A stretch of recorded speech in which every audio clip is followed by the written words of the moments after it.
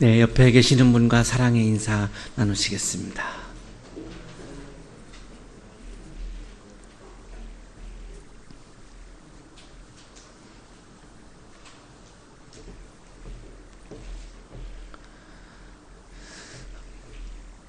에비슨이라고 하는 분은 영국에서 출생을 하고 그리고 캐나다에서 성장을 하고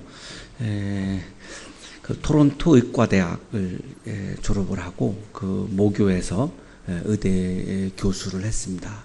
그러다가 개업을 하고 굉장히 아주 부와 명성을 아주 한 손에 쥐는 그런 인생을 살았습니다. 그때 나이가 33살이었습니다. 그런데 언더우드가 에비슨의 후배인데 어느 날 제안을 했습니다. 조선으로 가자는 것입니다. 그 조선은 아주 가난한 나라고 그리고 질병이 많고 많은 사람들이 아주 작은 병도 고치지 못해서 죽어가고 있고 당신이 여기서 부와 명성을 누리는 것도 물론 하나의 인생일 수 있지만 그것이 더 의미 있는 인생이 아니겠는가라고 하는 제안을 했습니다. 쉽지 않은 결단이죠. 사실 우리 자신이 그런 상황을 맞이했을 때 참 그 부와 명성을 버리고 포기하고 조선으로 간다. 이거 정말 쉽지 않은 결단인데 결단을 하고 조선으로 왔습니다. 와서 근대식 최초의 병원이죠. 제중원의 책임자가 되고 그리고 고종 황제의 시의가 됩니다. 우리나라 최초로 콜레라 방역을 했고요. 많은 사람들이 콜레라로 죽어갔기 때문에 콜레라 방역을 하고 그리고 이제 근대식 정말 더 근대식 병원을 세워서 병으로 죽어가는 사람들을 살려야 되겠다 이런 마음이 들어서 뉴욕에 가서 모금을 했습니다.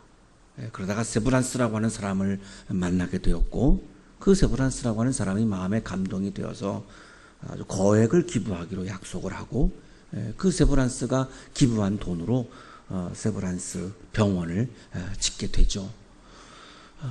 그 병원을 통해서 정말로 많은 죽어가는 사람들을 살리는 일을 했고 연희전문학교하고 세브란스 의대 18년 교장을 이 에비슨이 그렇게 심우를 하면서 굉장히 많은 사람들을 살리고 생명을 살리는 일을 했습니다. 제1회 졸업생이 7명인데 정말 조선 최초의 의사 7명을 자기가 직접 가르쳐서 제자들을 길러냈고요. 그 중에 5명이 독립운동을 하는 의사로 그렇게 삶을 살아갑니다. 엄청난 이 조선 땅에 엄청난 변화를 일으켰던 것이고 저는 그것을 하나님 나라의 사역이었다라고 그렇게 부르고 싶습니다.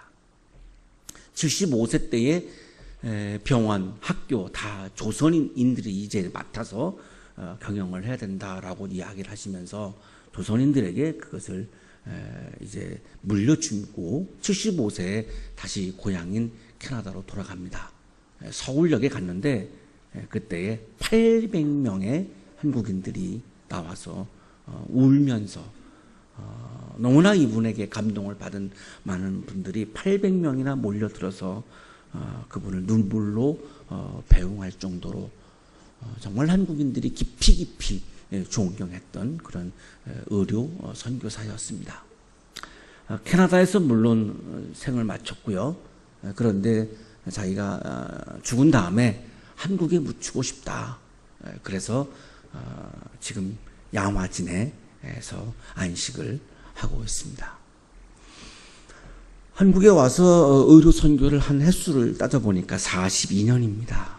42년 동안 33살에 와서 42년 동안 정말 인생의 황금기를 다 바쳤고요. 또 죽은 이후에도 지금도 한국 땅에 묻혀 있고 그만큼 한국을 사랑했고 조선을 사랑했습니다. 캐나다에서 부와 명성을 버리고 한국에 와서 그렇게 살았던 에비슨, 그것은 자기의 소리가 아니었습니다. 자기의 소리, 욕망의 소리가 아니었던 거죠. 어떤 정말 신비로운 어떤 소리에 이끌려서 그는 그런 인생을 살 수 있었지, 자기의 소리로는 불가능했던 삶이었습니다. 박성춘이라고 하는 분은 그 당시에 백정이었습니다. 천민이었죠. 호적이 없었고요, 백정들은. 그리고 주거가 제한되어서 따로 살아야 되었고, 그리고 나이가 성인이 되어도 머리를 이렇게 올리지 못하고 묶어야 했고요. 물론 학교는 뭐 상상도 할 수 없고요. 그런 분 중에 한 분이 박성춘이었습니다. 이분이 콜레라로 이제 죽게 되었는데, 이 박성춘이라고 하는 사람 아들이 박봉춘인데, 아들을 정말 학교에 보내고 싶었는데 조선의 학교는 천민의 자녀이기 때문에 갈 수가 없었고, 사무엘 무호 선교사가 운영하는 예수학당이라고 하는 학교가 있었는데 거기는 이 천민의 자녀도 받아준 거예요. 그래서 아들 박봉추를 그 무호 선교사가 운영하는 예수학당에 보냈습니다.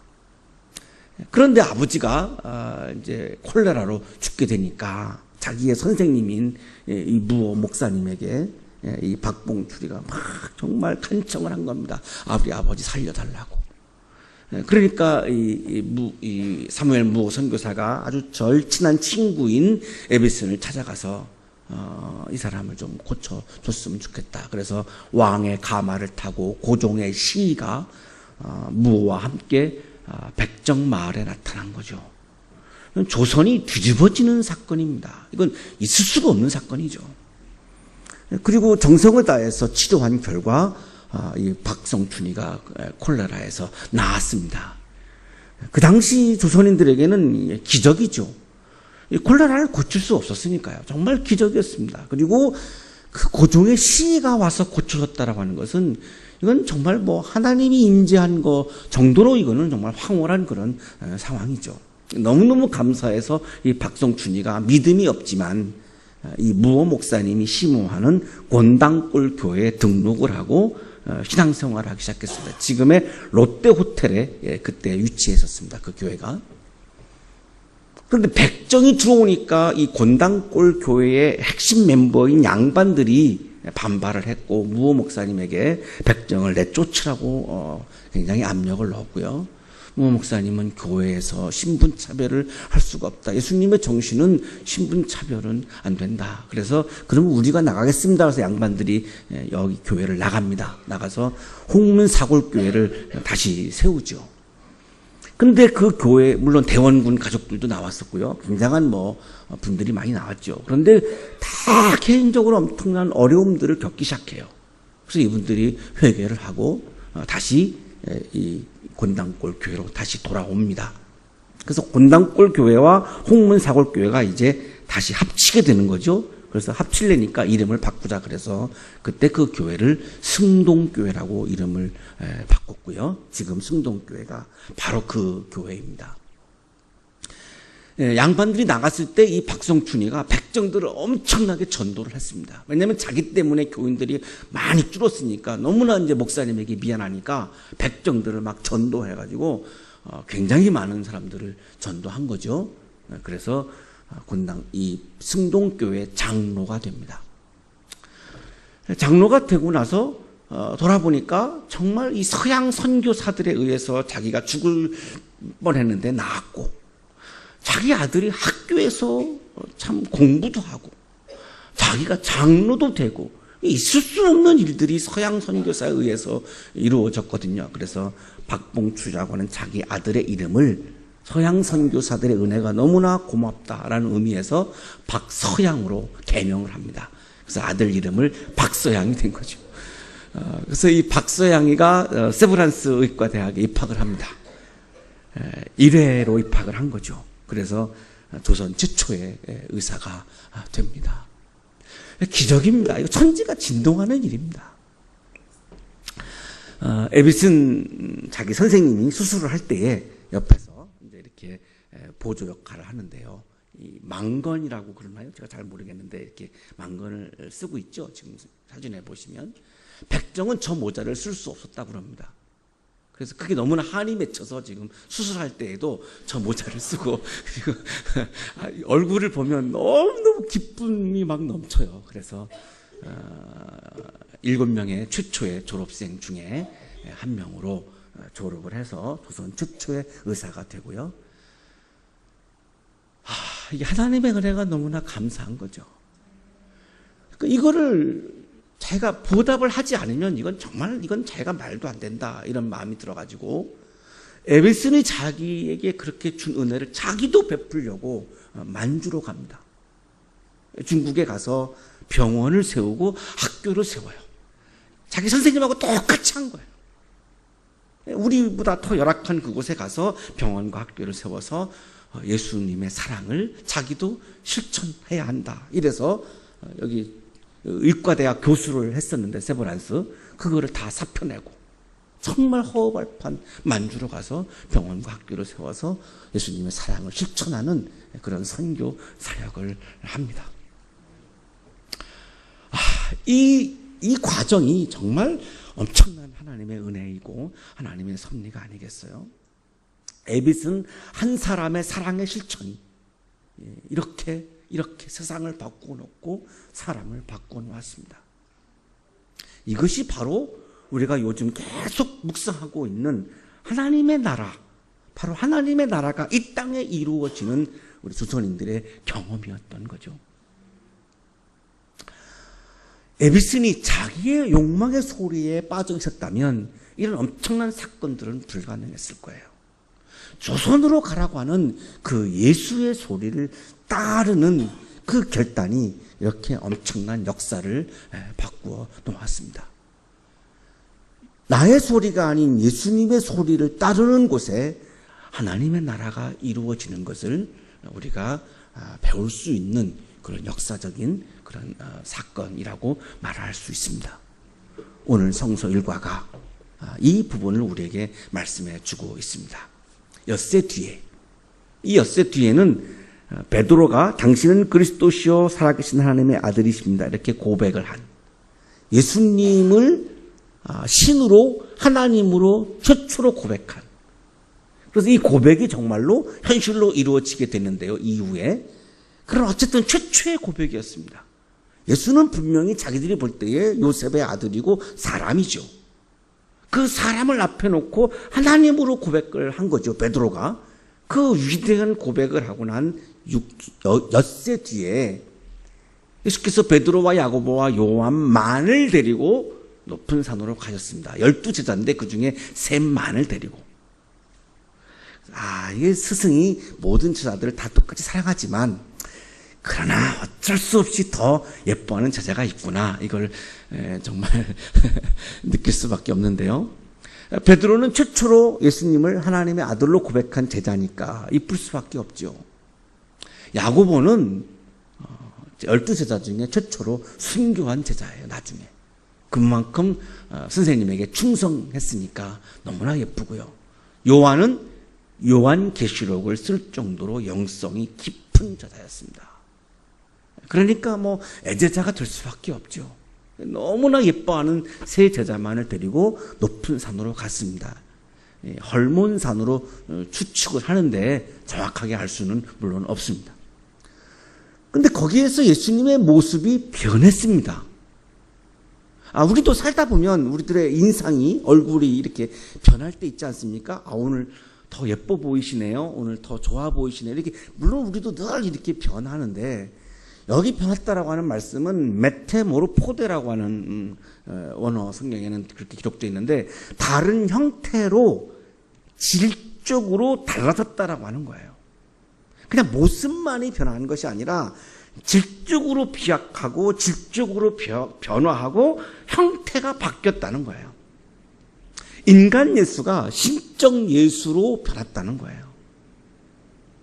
자, 이것을 예수님의 제자들도 지금 처음 경험하는 겁니다. 물론 예수님의 제자가 되어서 예수님을 경험을 했죠. 그러나 저도 이번에 이 성서일과 묵상하다가 참 발견한 놀라운 사실인데, 이 제자들도 이때까지는 하나님을 체험하지 못한 거예요. 예수님은, 나의 스승은 내 눈앞에 계시거든요. 보이거든요. 하나님은 안 보이거든요. 물론 예수는 경험했지만 그분의 아버지인 하나님 체험을 못했던 거예요. 근데 여기서 하나님 체험을 하는 지금 그 장면이에요. 왜? 예수님이 하나님의 아들로 변화하는 걸, 사건을 통해서 하나님을 자연스럽게 지금 경험하고 있는 거죠. 그래서 예수님이 신적 예수로 지금 변화하고 있는 거죠. 제자들이 하나님 체험을 했으면 하는 것이 이 예수님의 지금 마음인 거예요. 이 순간에도 예수님의 마음은 우리 한양대학 가족 모두가 이 예배 시간을 통해서 말씀을 주실 때마다 하나님을 체험하기를 원하시는 거예요. 하나님을 아는 거와 하나님을 체험하는 것은 이건 엄청나게 다른 차원이죠. 예수님이 입으신 옷이 어떤 빨래꾼이라도 희귀할 수 없을 만큼 새하얗게 빛났다는 거죠. 흰 옷은 성경에 보시면 천국의 옷, 하늘나라의 옷으로 계속 이렇게 말씀이 나오거든요. 그러니까 지금 하늘나라에 막 들어간 상태인 거죠. 그래서 지금 하늘나라의 옷을 입으셨어요. 그리고 엘리야가 모세와 함께 예수님과 대화를 나눠요. 자, 더 이상 인간이 아니지 않습니까? 엘리야와 모세는 훨씬 더 이 역사에 있었던, 살았던 사람들이고, 지금 이미 다 죽은 사람들이고, 이미 다 천국에 간 사람들인데, 지금 예수님은 그 자리에서 지금 모세와 엘리야와 대화를 해요. 시간을 초월하고 있고, 공간을 초월하고 있어요. 인간 예수가 지금 신적 예수로 비약한 거죠. 인간 예수가 하나님의 모습을 지금 보여주고 있는 거죠. 이 얼마나 제자들이 놀랐겠어요. 늘 인간 예수를, 스승인 예수님을 보아오다가 하나님이 되신 예수, 그리스도가 되신 예수를 보고 있으니 정말 놀랄 수밖에 없는 거죠. 인간 예수가 신적 예수로, 역사적 예수가 우주적 그리스도로 지금 막 변화하고 있는 상황에서 이들은 막 황홀한 거예요. 엑스타시다 그러죠. 막 너무너무 막 황홀한 겁니다. 그 황홀한 상황에서 황홀병에 막 빠진 상태에서 베드로가 얼떨결에 이야기를 한 거예요. 랍비님, 우리가 여기에 있는 것이 좋겠습니다. 우리가 초막셋을 지어서 하나에는 랍비님을, 하나에는 모세를, 하나에는 엘리야를 모시겠습니다. 정말 예수님이 예뻐했던 제자인데 요 순간에는 잘못 말했어요. 좀 예수님을 실망시켜드리는 말씀.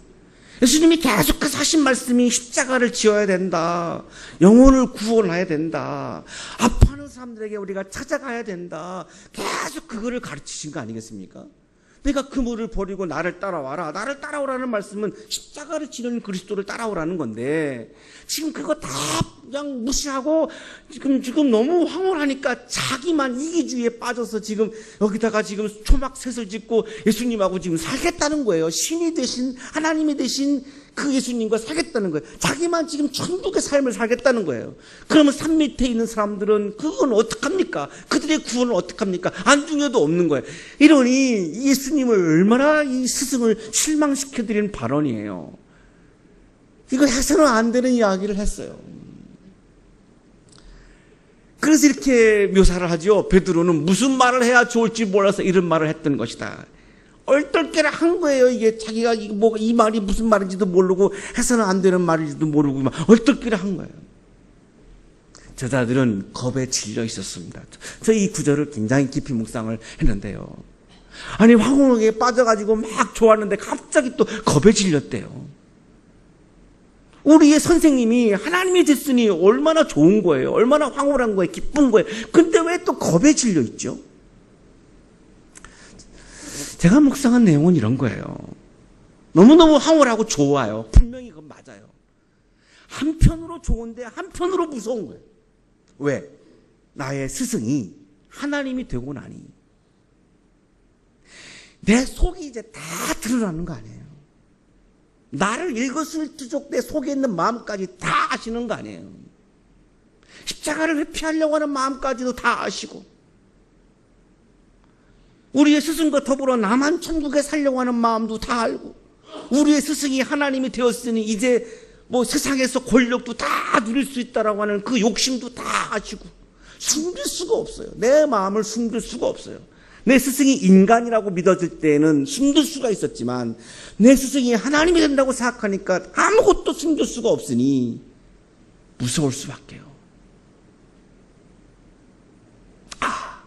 하나님의 임재를 우리가 경험할 때 이 두 가지가 교차하는구나. 하나님이 나를 찾아오셨을 때 내가 너무너무 황홀하고 좋지만 한편으로는 내가 나의 소리를 내려놓지 않고 하나님의 소리를 100% 받아들이지 않은 상황에서는 이것이 두렵고 떨리는 마음을 지닐 수밖에 없겠구나. 제자들도 역시 그랬던 것이죠.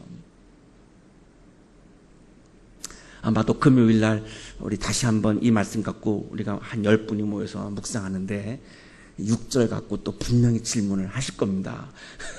그래서 제가 좀 길게 말씀을 드렸는데 아직도 또 질문하실 것 같아요. 구름이 일어나서 그들을 뒤엎었고 구름 속에서 소리가 났습니다. 베드로의 마음속에는 베드로의 소리가 가득 찼죠.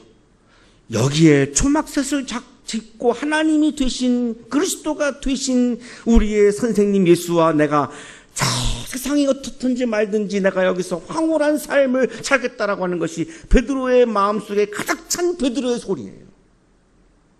그런데 그때 베드로의 소리가 아닌 다른 소리가 구름 속에서 난 거예요. 이것이 바로 하나님의 소리예요. 이는 내 사랑하는 아들이다. 너희는 그의 말을 들어라.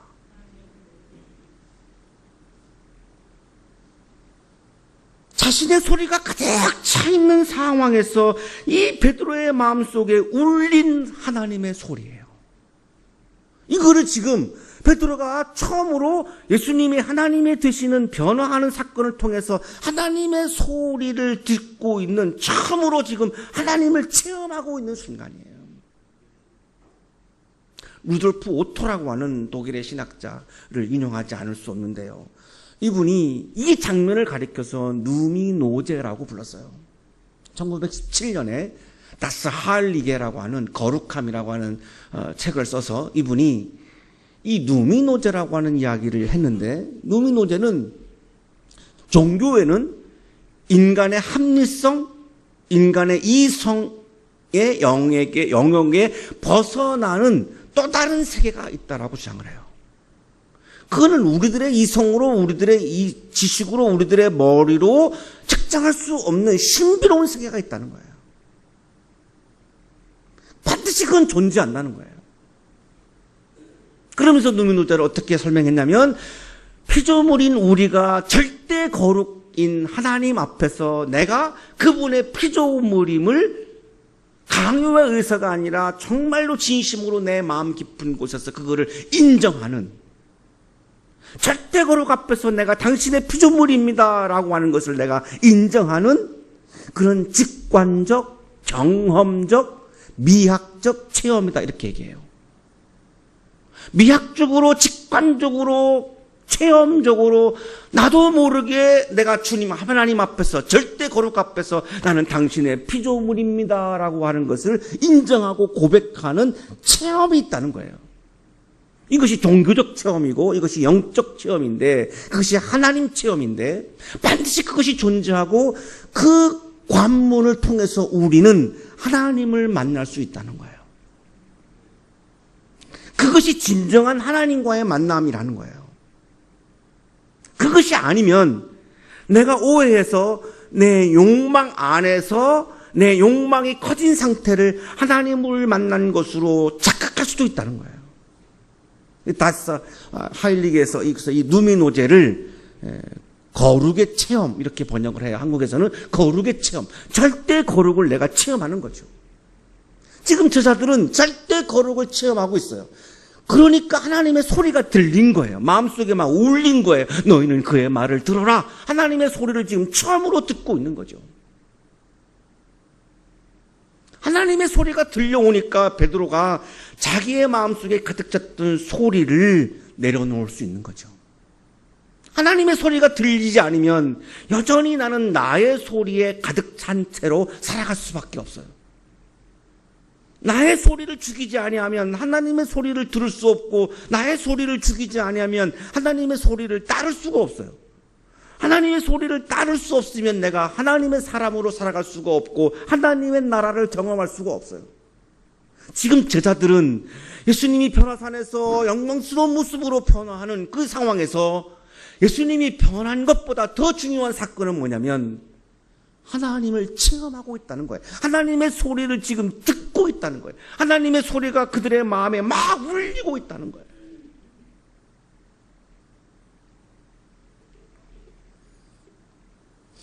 이 절대 거룩의 체험이 여러분에게 날마다 일어나기를 주님의 이름으로 축복합니다. 그렇지 않고는 내 욕망의 소리를 자제할 수가 없어요. 인간이기에 자제할 방법이 없어요. 이거를 죽일 방법이 없어요. 그의 말을 들어라.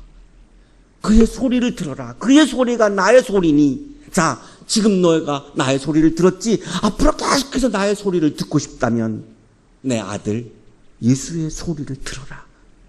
들어라. 그것이 바로 나의 소리다. 이렇게 말씀하는 거죠.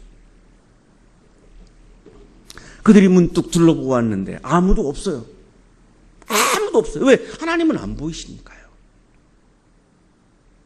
하나님 어디 계신지 이렇게 보고 싶었죠. 확인하고 싶었죠. 우리들의 마음도 그렇지 않습니까? 확인하고 싶죠. 근데 아무도 안 계세요. 하나님 안 보이시거든요. 예수만 그들과 함께 계셨다. 바로 이분이 하나님이다.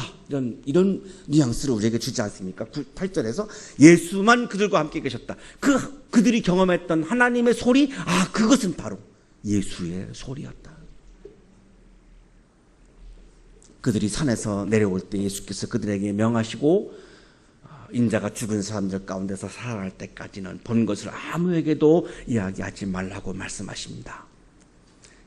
그의 말을 들어라 라고 하는 하나님의 소리가 가슴에 막 울릴 때에 제자들은 예수님이 하시는 말씀에 귀를 기울일 수밖에 없죠. 막 어떤 말씀을 주실까 막 귀를 기울이는 건데 예수님은 별다른 말씀을 안 하셨어요. 그냥 툭뚜벅 말없이 산 밑으로 내려가셔요. 퍼포먼스로, 행위로, 액션으로 말씀을 하시는 거죠. 베드로야, 산 위에 살고 싶은 것이 너의 소리였지? 나의 소리는 산 밑으로 내려가는 거란다. 거기에 가서 하나님 나라의 삶을 살지 못하는 사람들을 만나고 그들이 하나님의 소리를 듣게 해서 그들도 너와 바로 산에서 경험했던 것처럼 황홀한 하나님 나라의 삶을 경험해야 되지 않겠니? 그것이 하나님의 소리고 나의 소리야. 이 말씀을 지금 산 밑으로 내려가면 액션을 통해서, 행위를 통해서 지금 말씀하고 계시는 거죠. 에베스는 바로 이 예수의 소리를 들었고 이 예수의 소리를 따랐고 그래서 조선에 와서 자기의 소리를 내려놓고 예수의 소리를 따라서 그런 하나님 나라의 사역을 했고 많은 사람들에게 하나님 나라의 기쁨을 나누어 주는 예수 그리스도의 사랑을 실천하는 삶을 살 수 있었던 것입니다. 그리스도인의 삶은 바로 에베슨처럼 예수 그리스도의 사랑을 하나님 나라의 삶을 살지 못하는 사람을 만나서 우리가 그것을 실천해서 그들도 우리처럼 예수의 소리를 듣고 하나님의 나라를 경험할 수 있도록 해야 하는 것, 그것이 바로 우리 그리스도인의 사명이요 우리 한양대학교의 사명일 것입니다. 예수의 소리가 여러분의 마음 가운데 늘 날마다 울려 퍼지기를 축복합니다. 거룩하신 하나님,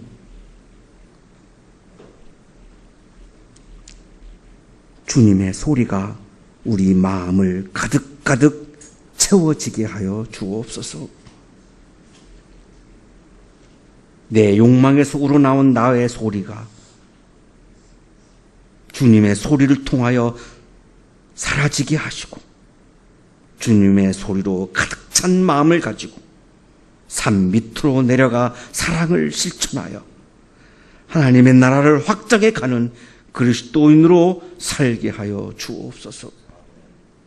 주님의 소리를 날마다 들을 수 있는 하나님을 체험하는 그리스도인으로 살게 해 주옵소서. 예수 그리스도의 이름으로 기도하옵나이다.